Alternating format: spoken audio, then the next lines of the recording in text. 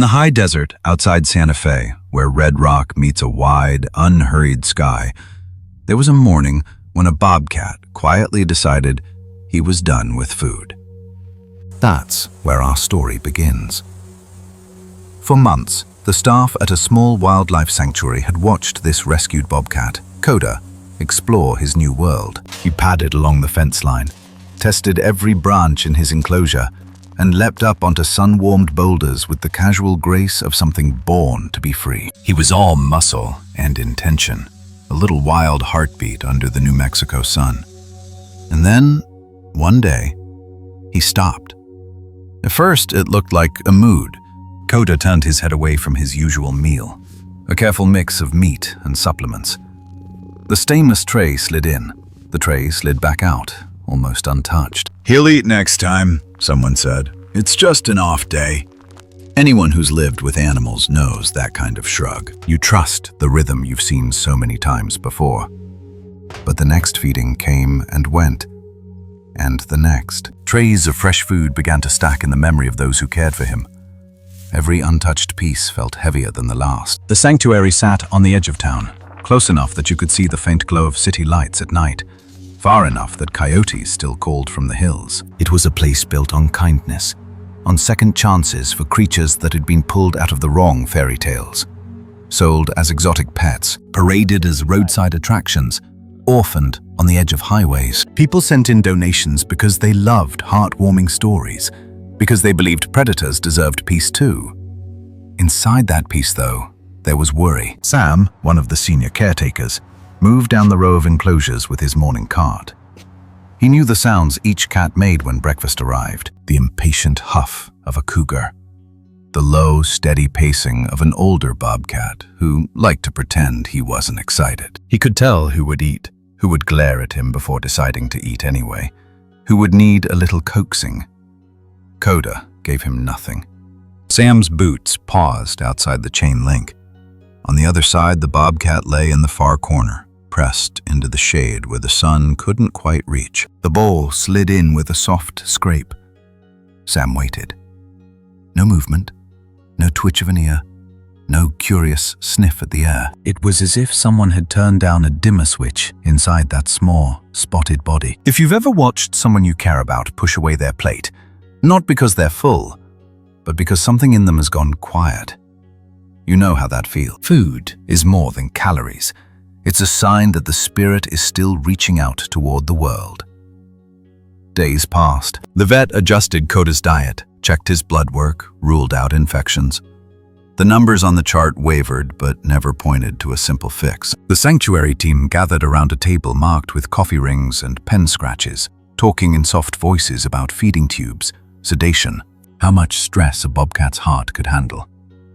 Nobody said the word hopeless out loud, but it sat in the room anyway, like another chair. What made it harder was who Coda had been just a few weeks earlier. Staff remembered the first time he'd stepped into the enclosure, sniffing cautiously, then exploding up a juniper trunk in one smooth leap. They remembered the way he'd tested every hiding spot, every patch of tall grass, every beam of light. The first time he'd chuffed softly at Sam through the fence, as if to say, "You, I see you." Now, that lively animal was a still shape in the far corner. The sanctuary was full of life, ravens circling overhead, wind moving through dry grass, distant highway noise. But around Coda, there was a pocket of silence that everyone could feel.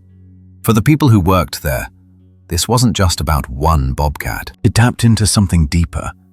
Many of them were older themselves, past the age when the world expects you to be chasing every new thing. They knew what it was to feel tired in the bones. They knew the ache of loss. And so, watching Coda give up on food wasn't just sad.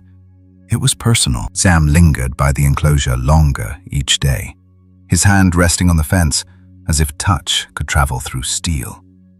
He spoke in a low voice, nothing dramatic, just simple things. The weather, who had sent in a letter that week, how the coyotes had been noisy the night before. He didn't know if Coda listened. He only knew he needed to keep talking. There's a kind of loyalty in staying beside someone who has turned away from life. No speeches, no fixes, just presence. If this were one of those neat, moral stories, this is where a clear explanation would arrive. A tidy diagnosis, a magic medicine. But real life, as you know, rarely follows that script. Sometimes a heart steps back from the world for reasons we can't fully see. Sometimes love looks like trying 10 things that don't work before stumbling into the one that does. And sometimes, the thing that reaches an animal or a person is so small and unexpected that it almost feels like a joke. On the afternoon that would change everything, Sam wasn't planning anything special. The air had warmed, carrying a faint smell of dust and sage. He'd stopped at a little grocery on his way in, picking up a few things on sale. Bread, a couple of apples. One long, slightly crooked cucumber he thought he might slice into his dinner later. He tossed the cucumber into his bag without a second thought. That detail seems so ordinary, it could almost be left out. But, as you'll see, it's one of those small moments that turns into something much bigger. The way a single green stem in a dry pot can mean that a plant, against all odds, is still alive. Before we get to that though, it's worth pausing here, with Coda in the corner and Sam at the fence, to feel what this moment really is. It's the point in an inspirational story where nothing feels inspirational yet. The point where the emotions are flat and heavy, when no one in the sanctuary feels happy or hopeful, where kindness is being measured, not in grand gestures, but in the simple act of showing up again with another tray, another quiet word, another. If you're watching this and recognizing your own season of no appetite for food, for company, for anything new, you're not alone. Many of us walk through stretches where life tastes like cardboard, where joy feels far away. A wild bobcat in the desert refusing every meal might be closer to your own heart than you expected. In the next part of this story, we'll step into that ordinary afternoon when Coda finally moved.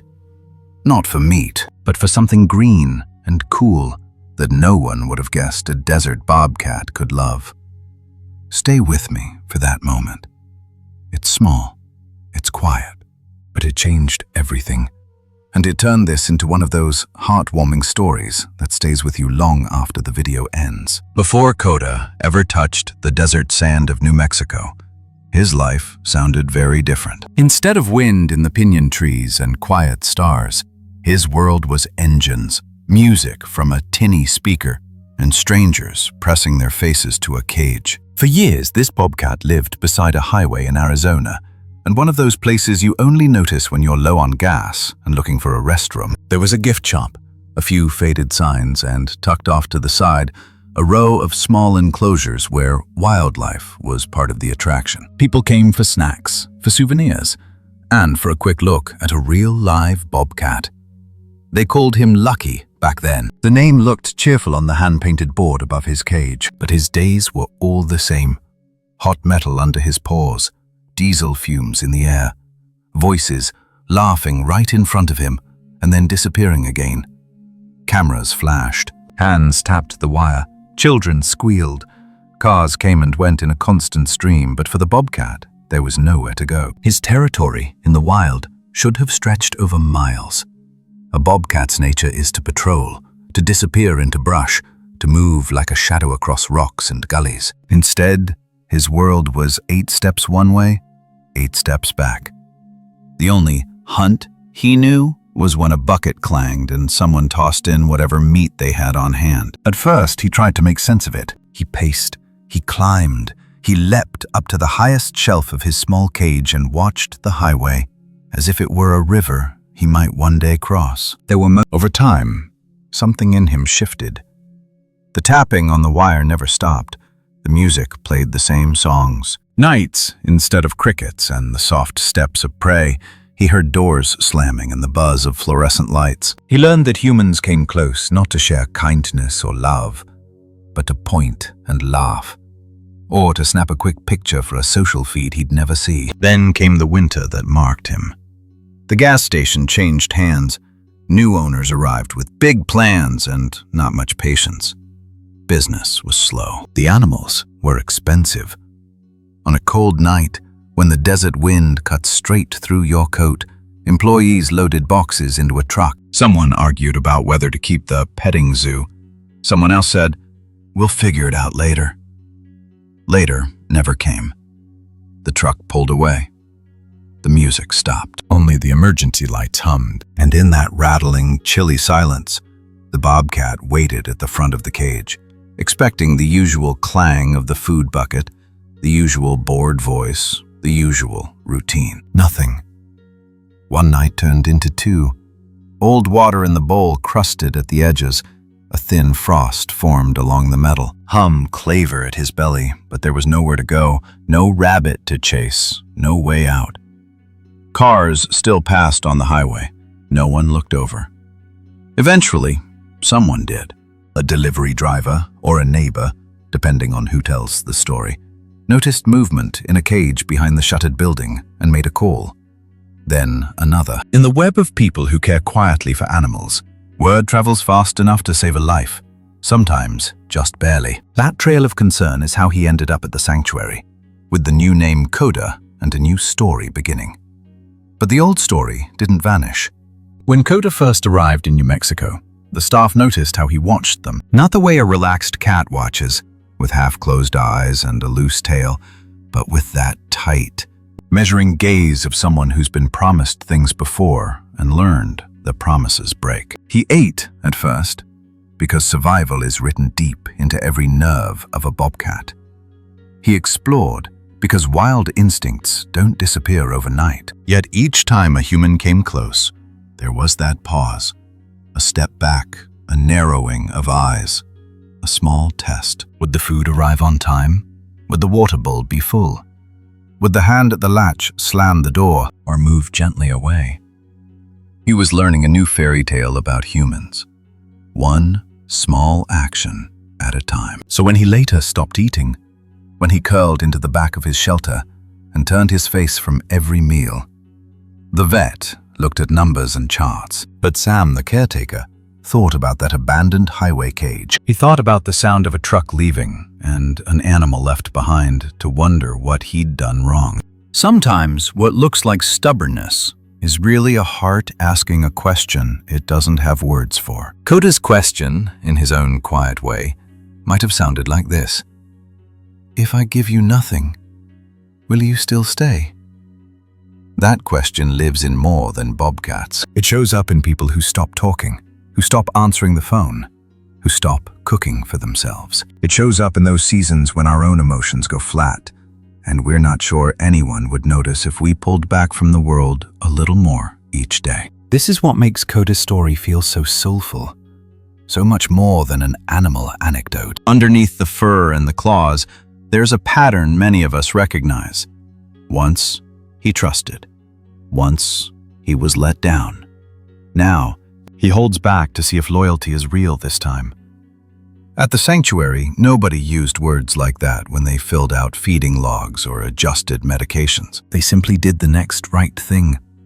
Fresh food, clean water, a calm voice at the end of the day. Tiny acts of kindness that didn't make headlines, but stitched a new story together, thread by thread. For viewers like you, who have lived enough years to know both sides of love, the joy and the ache, Coda's hidden history isn't just background. It's the soil this whole heartwarming story grows from. Without understanding how deep his wounds run, it's hard to understand how extraordinary it is when he finally reaches out for something again, even if that something turns out to be a cucumber. If you're watching this and thinking of your own version of that highway cage, a job that drained you, a relationship that shut you down, a long stretch of being taken for granted, let this little bobcat be a reminder. Even after being left behind, there can still be a moment somewhere ahead when a new sound, a new kindness makes you lift your head again. In the next part of our inspirational story,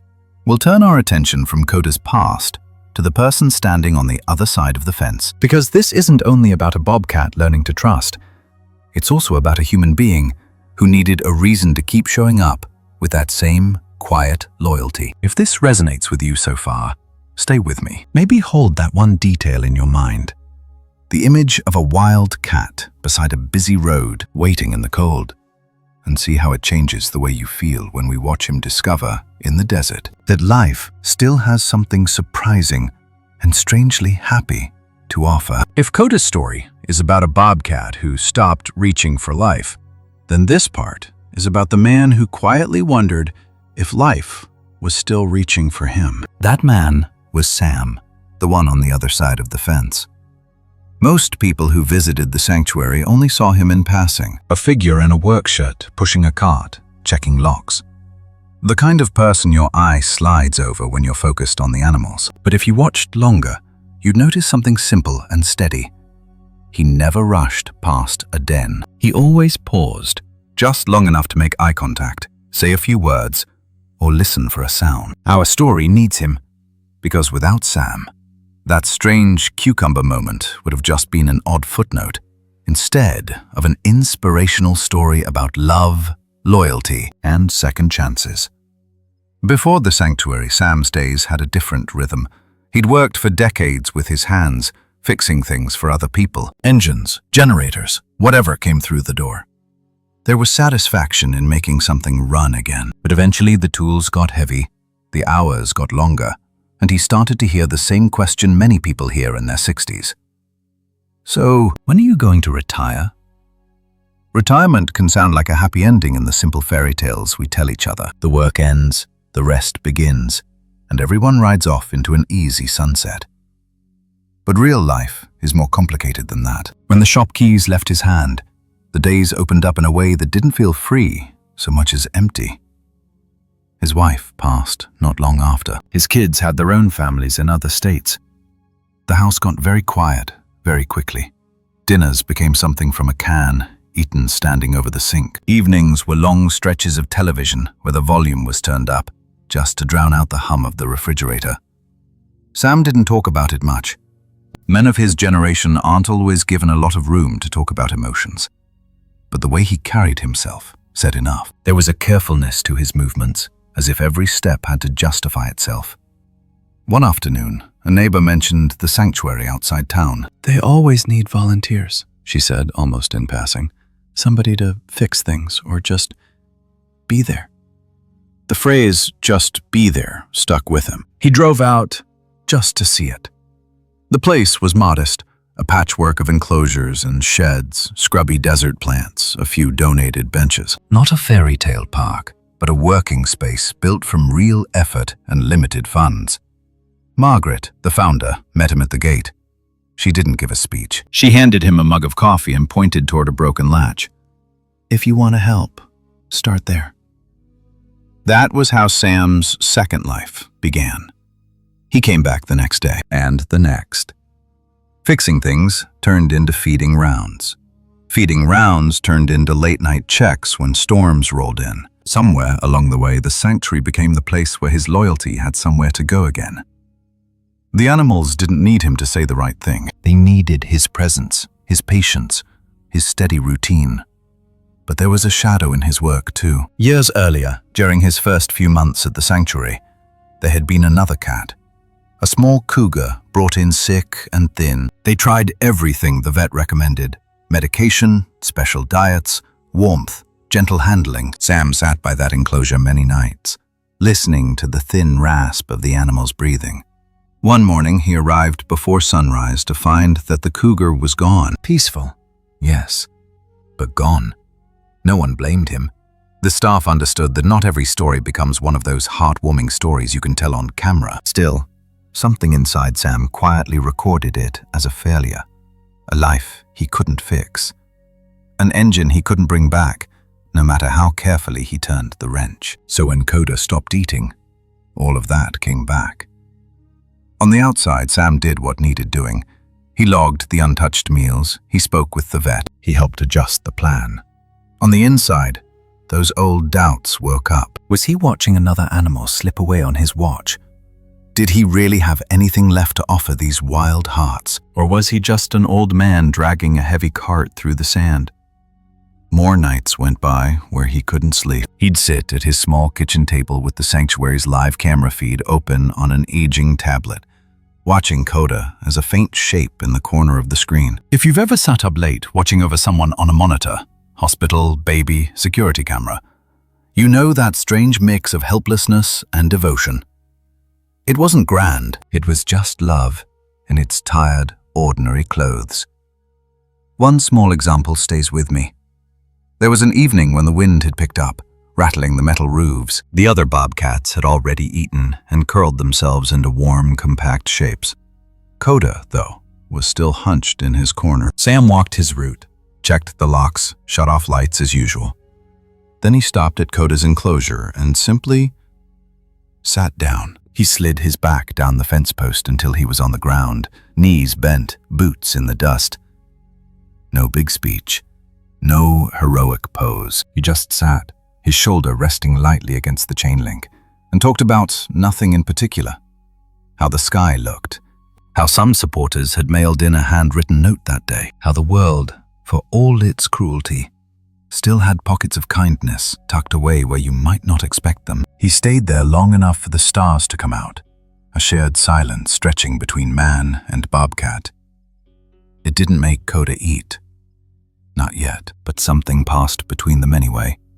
A kind of wordless agreement that neither one was ready to completely walk away. For you and me, watching from the outside, Sam might seem like a supporting character in Coda's story. But if you look a little closer, this is also a story about a human being who needed saving just as much as the animal did. Caring for Coda gave his days shape again. It gave his loyalty a place to land.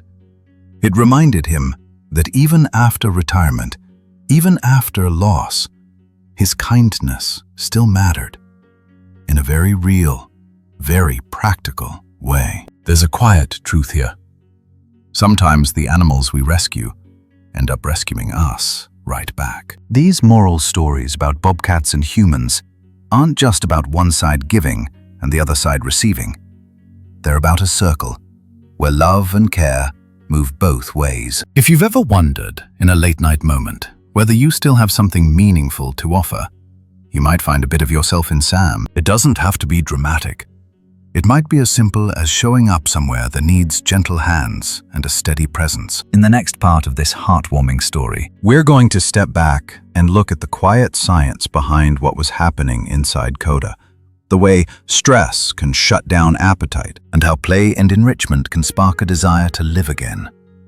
Understanding that will make the cucumber moment, when it comes, feel even more soulful and surprising. If this chapter about Sam touches something in you, maybe just notice that feeling. Maybe think about one place, one being, animal or human, where your presence could be a small, steady gift. Then, when you're ready, let's move on to see how hope works inside a bobcat's wild heart. Long before the cucumber ever rolled across the sand, something quieter was already at work inside Coda's body and mind. You couldn't see it from the fence, but it was there. Out in the wild, a bobcat's life is written in motion. At dusk, he slips out of his hiding place, nose sorting through scents on the wind. He pads along rocky ledges, ears tuned to every rustle. A rabbit twitches in the brush, and suddenly the world narrows to one clear line of focus. Muscles gather, heart quickens, and then launch, hunt, eat, rest, repeat. It's simple, in a way. Not easy, but clear. In the sanctuary, that clear rhythm is broken. Coda no longer has miles of territory to patrol. No surprise rabbit tracks to follow. His food arrives in a metal tray at more or less the same time every day. Safe? Yes. Necessary? Absolutely. But for a wild heart, it can feel like someone took a full symphony and left only the drumbeat. When you understand that, his hunger strike starts to look a little different. The staff at the sanctuary knew that food is just one part of keeping a predator alive. The other part is something they call enrichment. It sounds technical, but the idea is simple. You give the animal new things to smell, touch, chase, or puzzle over, so their world doesn't shrink down to four walls and a feeding schedule. Think of it like this. If you stayed in your living room every day, all day, with the same show rerun over and over, even your favorite meal might start to taste dull. So while the vet watched Coda's weight and blood work, The rest of the team quietly went to work on something harder to measure: hope. They started small. One morning, Sam tucked a paper bag full of dried sage and rosemary into a corner of Coda's enclosure. Another day, they hid his meat in a cardboard tube, so he'd have to roll it, nose it, work for it a little like he would in the wild. Some attempts fell flat. But there were tiny glimmers. One evening, the cameras caught Coda batting half-heartedly at a hanging rope just once, before returning to his corner. Another time, he emerged from his shelter long enough to sniff a feather toy dragged slowly past the fence. His movements were sluggish, but they were movements. In a situation where everything felt stuck, that mattered. This is the quiet science of hope. Stress, for a wild animal, isn't just a word on a chart. When that message repeats long enough, food loses its appeal. Even survival starts to feel negotiable. Your instincts still have a job to do. You could call that biology. You could also, without stretching anything, call it kindness. One afternoon, Margaret walked the perimeter with Sam, taking stock of which enrichment ideas had gone nowhere and which had sparked even the slightest interest. They spoke in practical terms: Budgets, supply lists, possible donations. Underneath, though, there was a shared understanding. They weren't just entertaining the cats. They were trying to reach into the place where emotions live, where the will to live either curls up or stretches out toward the light. For Coda, the stakes were painfully clear. With every meal refused, the options narrowed. A feeding tube was possible, but risky. More medication might help, or might simply add stress. What he really needed was a reason to want to eat again, a reason that made sense to his bobcat brain. Not a lecture, not a moral, a sensation. In a way, what they were trying to give him is the same thing many of us search for when life feels small. A spark, a detail that cuts through the fog. A new sound, a new texture, a new bit of beauty that says, you are still here. This story isn't over. That's what makes this more than an animal care protocol. It's an almost soulful reminder that play isn't optional fluff, even for a predator. It's part of how the brain resets itself. When a bobcat pounces on a toy or chases a scent trail, his body releases chemicals that calm fear, ease tension, and make food taste like something worth reaching for again. You see this in people too. A person who hasn't smiled in weeks suddenly laughs at a small joke. A widow plants one tomato seed in a pot. A retired teacher picks up a paintbrush after years of leaving it in the drawer. The act itself is simple. The meaning. They only knew that doing nothing was not an option. So they kept trying new things. Scents, textures, puzzle feeders, frozen treats on hot days. Some days he responded, most days, a way of saying, we believe there is still a part of you that wants to chase, to crunch, to live. If you've ever sat beside someone you love, searching for that one thing that might bring a little light back into their eyes, a favorite song, a walk in the garden, a small, shared ritual, you already understand this gentle science of hope. It lives in the overlap between care and creativity, between facts and feelings. In Chris, and yet, exactly the thing his senses locked onto when nothing else could reach him. In the next part of our inspirational story, we'll finally step into that moment. The afternoon when Sam sat down with his plain grocery bag, bit into that cucumber, and watched a bobcat who had refused every meal suddenly stand up and come back to the world. If the idea of enrichment rings true for you, maybe take a quiet moment to notice what that looks like in your own life. His small thing was about to crunch loud enough to change everything. By the time the cucumber showed up, nobody was expecting a miracle. It was just another dry afternoon at the sanctuary. Heat shimmered above the sand. The metal roofs ticked and popped as the sun shifted. Inside the staff kitchen, the mood was tired in that way you can't fix with coffee. Coda still wasn't eating. And because it had been on sale at the grocery store, one long, cool cucumber. He wrapped it all in a paper bag, more out of habit than appetite. He was just thinking about getting through another round of feeding without watching another untouched tray come back. Down the path, the enclosures waited in their patient row. A cougar dozed in the shade. Another bobcat paced slowly, eyes flicking toward the cart. When Sam reached Coda's enclosure, he followed the same routine he always did. Bowl of fresh meat, a few soft words, a glance to see if anything, even an ear, moved. Nothing. Coda lay curled in the far corner, his body turned away, as if he'd folded himself up against the world. The untouched food from earlier had already been removed. This new tray slid in on the same track. It might as well have been empty. Sam let out a breath he hadn't realized he was holding. He set the cart brake and, instead of walking on like usual, he reached into his paper bag. If Coda wasn't going to eat, he might as well try to. He leaned against the fence, unwrapped the cucumber, and took a bite. The sound was surprisingly loud in the quiet afternoon. That sharp, clean crunch that only comes from something fresh. It cut through the hum of the fans, the distant highway, the buzzing insects. Inside the enclosure, a single ear twitched.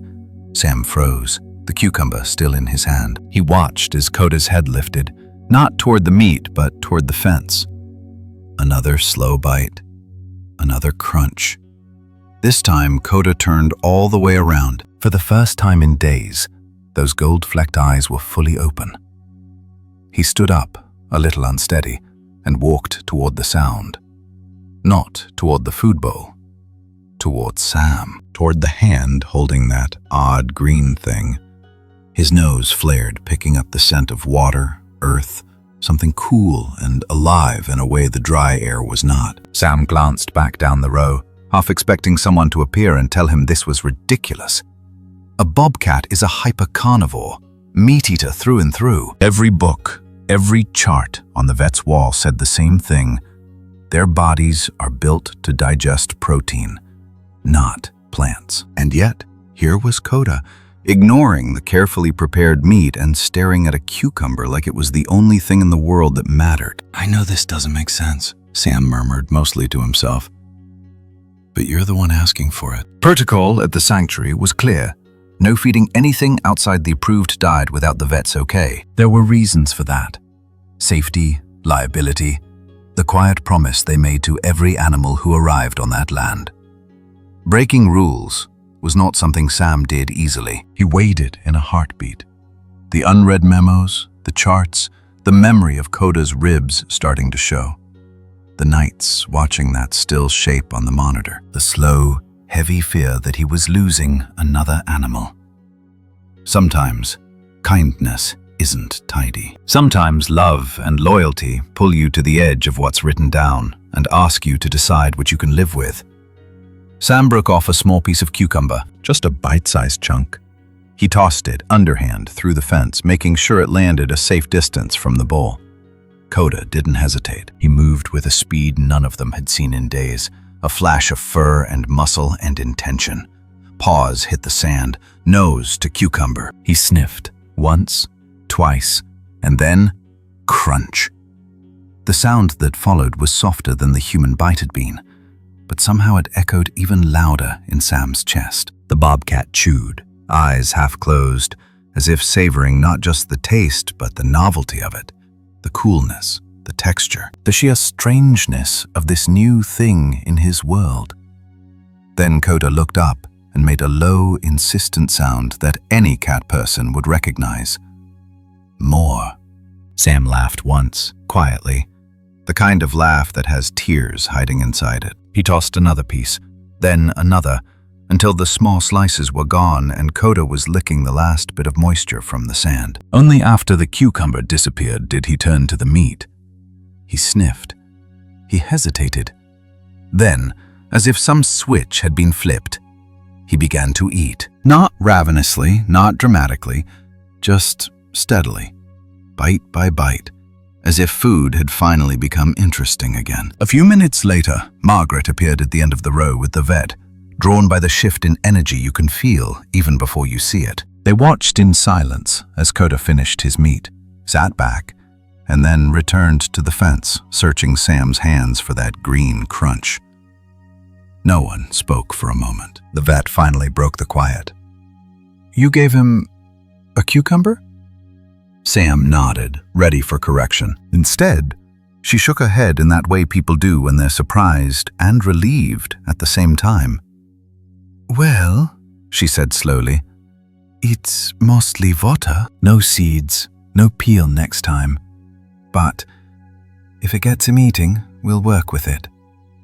In that simple exchange, something shifted in the whole sanctuary. This wasn't a fairy tale, where a magic object appears with a clear label. It was a very real, very odd little moment, where an animal's emotions and senses led the way, and the humans chose to follow with humility. Word of the cucumber spread, first down the hallway, then across the small community of supporters.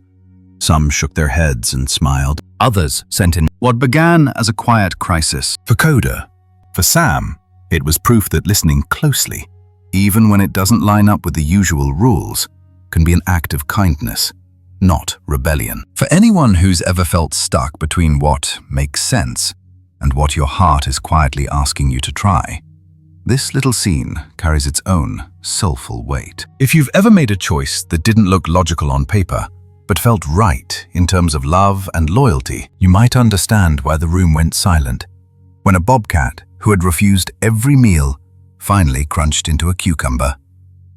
In the next part of our story, that small green miracle won't stay a one-time event. We'll see how it grows into a daily ritual, a kind of gentle prayer made of crunching sounds and shared moments, and how people far beyond the sanctuary fences begin to take part in it. If this strange, heartwarming turn in Coda's life touches something in you, stay with me. There's more to this moral story than one happy afternoon. The real beauty is in what happens when that first, unlikely taste becomes a thread of connection that keeps pulling everyone, bobcat, caretaker, and even strangers, back to life, one day at a time. By the second week, the cucumber wasn't a joke anymore. It was a time of day. Every evening, as the New Mexico sun slid down behind the low hills and the light turned the sand the color of warm toast, Coda would leave his corner and walk to the front of his enclosure. He didn't slink or stagger anymore. He arrived with purpose, ears forward, eyes fixed on the path where Sam's boots would appear. That's what a ritual looks like when it's just getting started. Not fireworks, just a creature who has decided, quietly, to show up again. After that first strange success, the staff sat down with the vet and talked it through. No seeds, no thick peel, small pieces only. Cucumber as enrichment, not as a meal. It wasn't about turning a bobcat into a vegetarian. It was about using this odd little green thing as a bridge back to the food and to life. So they kept it simple.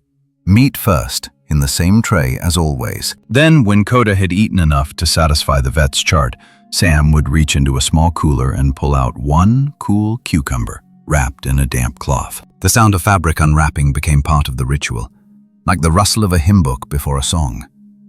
Coda knew. He'd pace a small circle, tail flicking. When that first slice sailed through the air, his whole body focused. He'd catch it between his paws, pin it, sniff, and then crunch, eyes half closed, as if every nerve in him recognized this as his happy moment of the day. From the outside, it didn't look like much.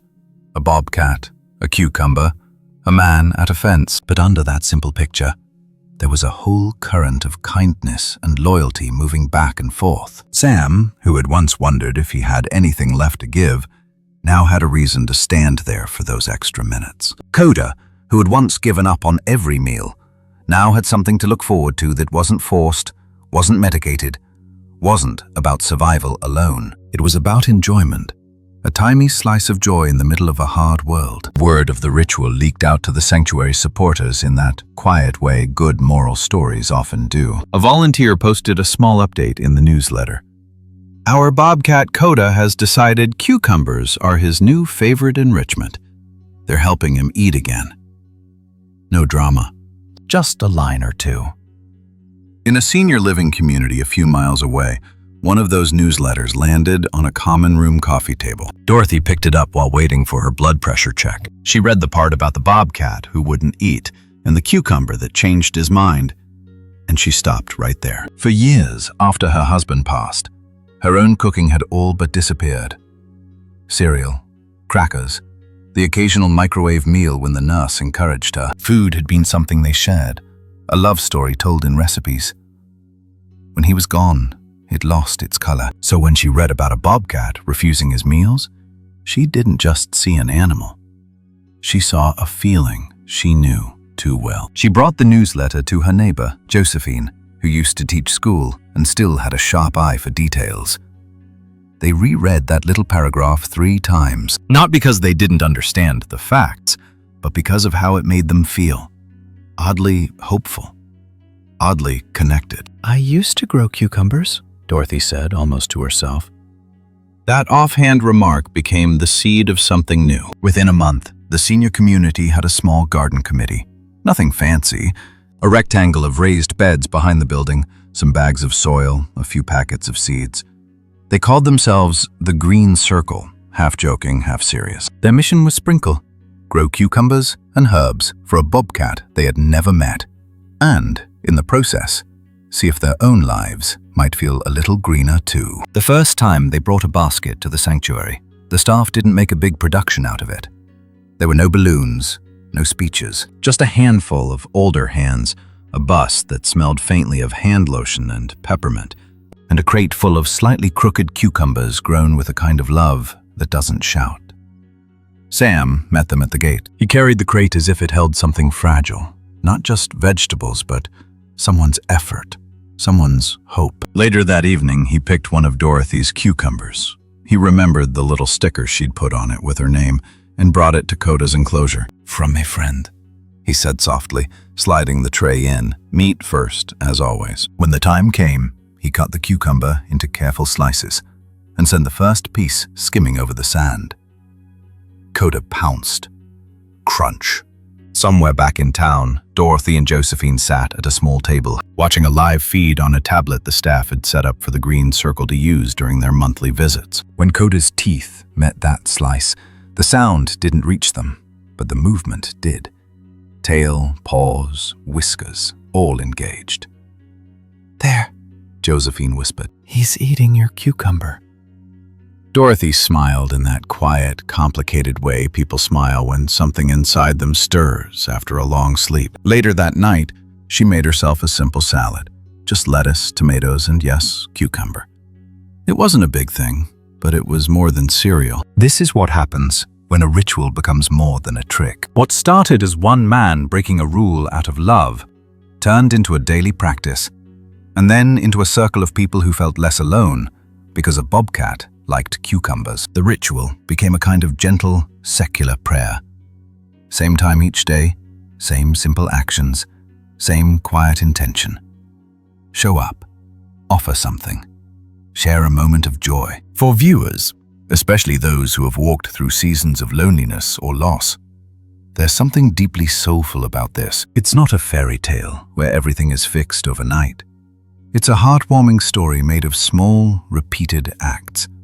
Coda walking to the fence, Sam packing a cucumber, seniors tending pots of soil, letters arriving from people across the country who write things like, "Seeing him eat gave me the courage to start eating better myself." In that way, the ritual doesn't just keep Coda's appetite alive, it keeps a thread of love running between strangers. A bobcat in New Mexico, an older man with a cart, a widow with a garden, a nurse in another state who watches the video after a long shift, all of them held together for a few minutes by the sound of a cucumber being crunched. If you're listening to this and picturing your own version of that ritual, a cup of tea at the same hour, a walk with a neighbor, a bird feeder you fill each morning, you might notice that those small habits are not trivial. They can be your cucumbers, the things that remind you life still has texture, taste, and meaning. In the next part of our inspirational story, though, we'll see that even the sweetest rituals can be tested. There will be a day when Coda turns away again,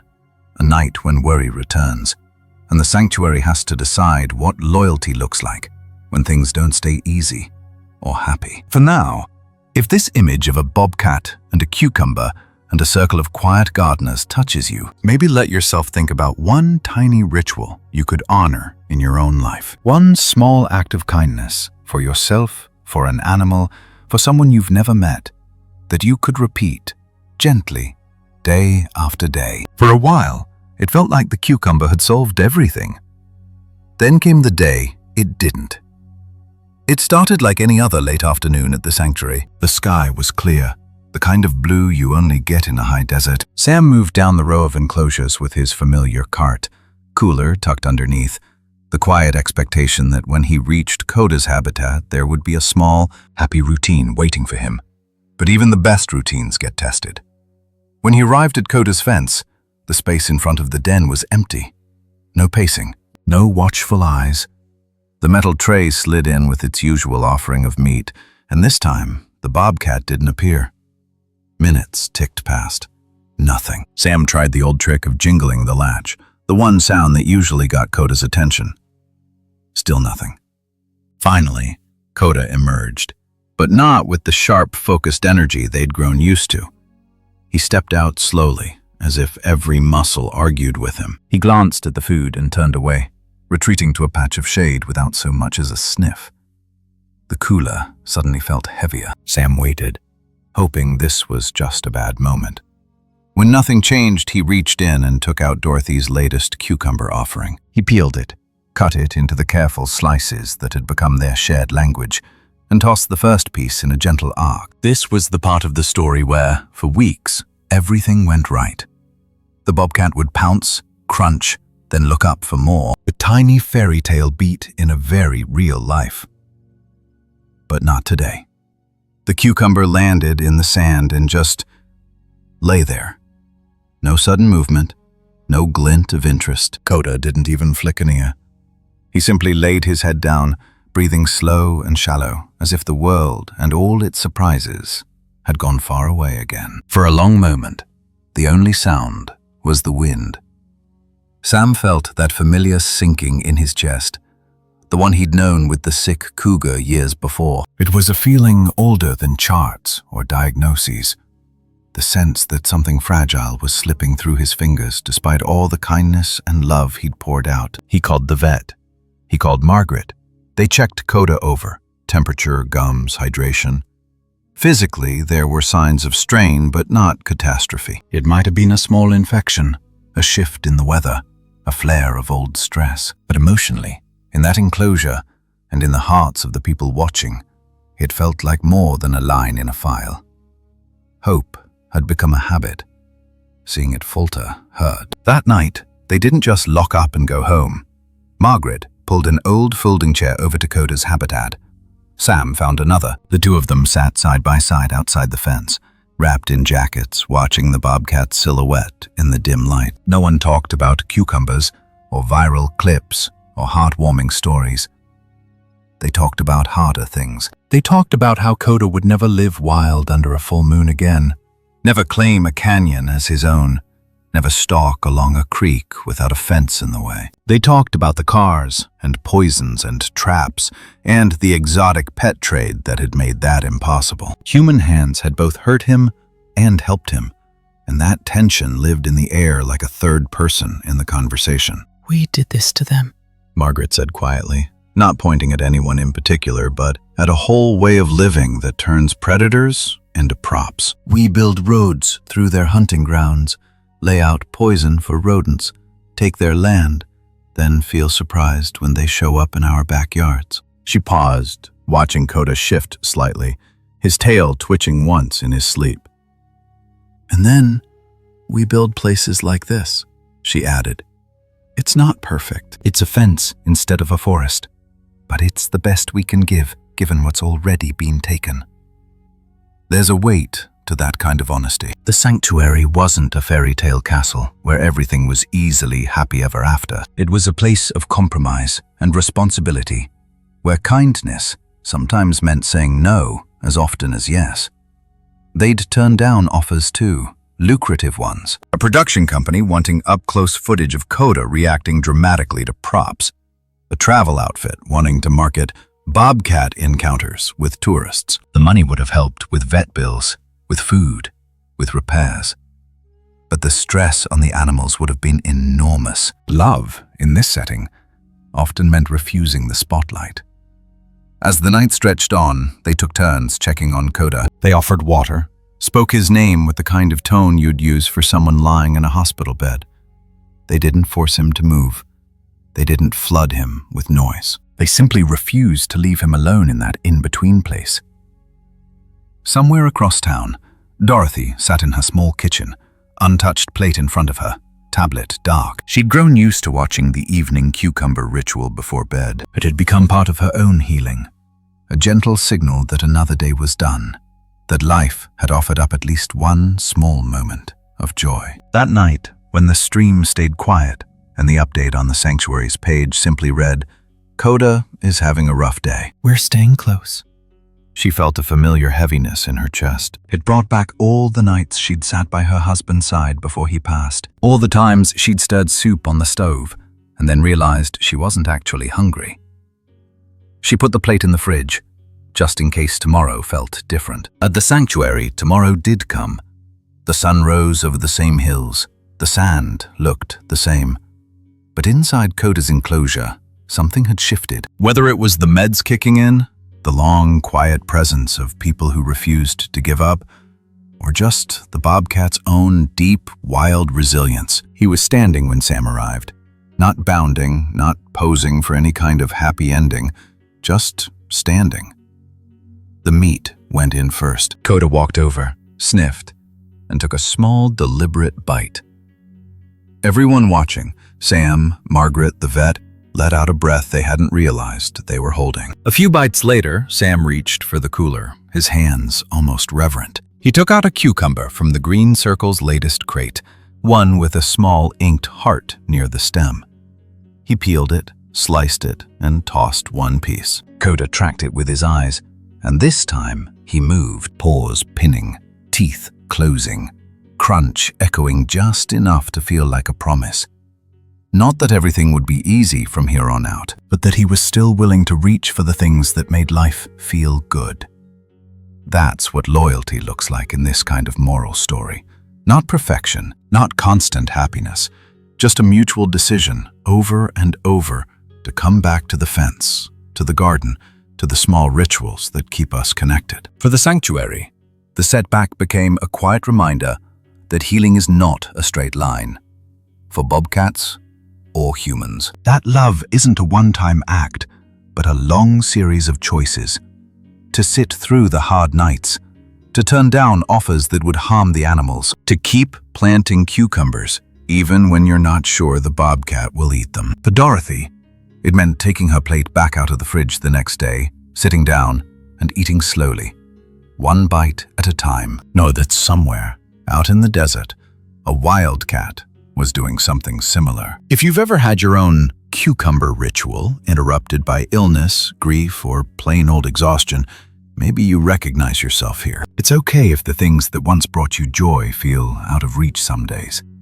What matters is that the story doesn't end on that day. There is still room for same time tomorrow. In our final part, we'll step back and look at what this inspirational story has done far beyond one enclosure. How Coda, Sam, Margaret, the Green Circle, and even viewers like you are tied together by a thread of kindness and love that runs through every crunch, every visit, every quiet act of care. If this chapter resonates with you, maybe hold this thought in your heart. You're allowed to have bad days and still be part of something beautiful. And when you're ready, you can join us for the last part, where we gather all these small moments into one soft, hopeful picture of what it means to stay. Some evenings at the sanctuary, when the heat has slipped out of the day and the sky over New Mexico is starting to collect its first stars, you can still hear it. That soft, familiar crunch of a cucumber between sharp bobcat teeth. That's where we'll leave Coda for now, in that quiet space between wildness and safety, between everything he survived and everything he's still learning to trust. On one side of the fence, a desert bobcat who once refused every meal now walks forward on his own, eyes bright, body strong, paws settling in the same patch of sand he knows by heart. On the other side, an older man stands with a small cooler and an easy patience, the kind that comes from showing up day after day. No speeches, no drama, just a simple ritual that has slowly turned into something almost sacred. The cucumber was never the point all by itself. It was the doorway. The staff and vet still did all the practical things: the balanced diet, the medical checks, the careful enrichment, the endless cleaning and record-keeping that real animal care requires. But that cool green slice became the moment where everything joined together: science and instinct, structure and surprise, survival and pleasure. Each crunch is a tiny announcement that Coda's body is working, his appetite is awake, his emotions are engaged. Somewhere along the way, this stopped being just an odd little fact about a bobcat's taste and became a soulful reminder of what it looks like when life slowly returns. Letters started coming in from people who had watched this inspirational story unfold. A retired nurse wrote that she'd spent years caring for others until she was too tired to cook for herself. Watching Coda nuzzle a cucumber and then turn to his real meal nudged her back into the kitchen to make one proper pot of soup. A man caring for a sick partner sent a note saying that the daily ritual at the fence, the simple loyalty of Sam standing there with kindness and love, even on the hard days, helped him feel less alone on his own long nights. Dorothy and the green circle kept tending their raised beds, fingers deep in the soil, laughing quietly when a cucumber grew especially crooked. They may never stroke Coda's fur or stand close enough to feel his breath through the mesh, but their lives are now threaded into his, all the same. A bobcat in the desert and a circle of elders in town have become part of the same heartwarming story, each giving the other a reason to keep moving forward. It's tempting to file all this under fairy tales for grown-ups: the wildcat who loves cucumbers, the caretaker whose life finds new meaning, the gardeners who come back to themselves through a patch of green. But what lingers isn't magic in the make-believe sense. It's the very real way kindness, love, and loyalty move through ordinary days.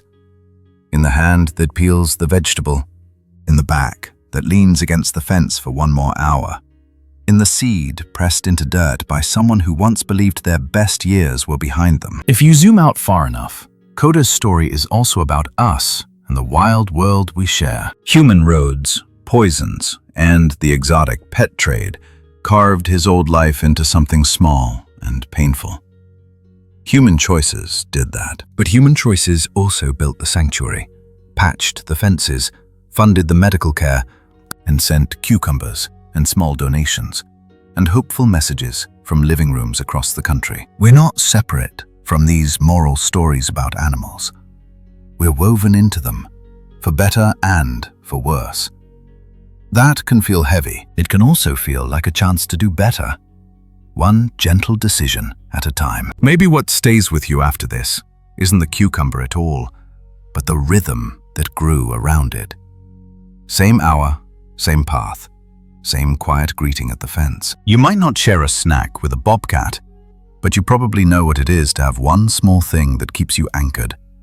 A morning walk, a cup of tea at the window, a check-in call with someone who understands your silences more than your words. Those small moments can look insignificant from the outside. Inside, they're often the difference between feeling like you're just getting through the day and feeling, even briefly, happy to still be here. As you think back over Coda's journey, from the highway cage to the sanctuary, from refusing food to chasing slices of green across the sand, you might notice places where his emotions echo your own. Times you pulled back from the world because it hurt. Times you tested the loyalty of the people around you, wondering if they would stay when you had nothing easy to offer. Times when something small, a song, a plant, a stray laugh, reminded you that your own story wasn't finished. If any of that feels familiar, let this bobcat's strange love for cucumbers be a quiet assurance. It's okay if your way back to yourself doesn't look logical from the outside. It's okay if hope arrives in sideways, unexpected ways. What matters is that you're still capable of reaching for something that tastes like life. Before we close, I'd like to gently invite you to take a breath and ask yourself a simple question. What is your cucumber right now? What small, almost silly thing makes you feel a little more alive, a little more connected to nature, to animals, to your own heart? Maybe it's feeding birds, or whatever it is, It deserves a place in your day. If Coda's journey and these heartwarming stories of bobcat resilience, human compassion, and quiet loyalty have touched you, I'd be grateful if you'd tap like, subscribe to the channel, and stay with us for more gentle, soulful tales like this. And if you feel called to go one step further, your super thanks or donation in any amount truly helps sanctuaries rescue and heal wild animals like bobcats who are still waiting for their own second chance. Thank you for being here, for caring, and for letting this little desert predator and his unlikely love of cucumbers sit with you for a while.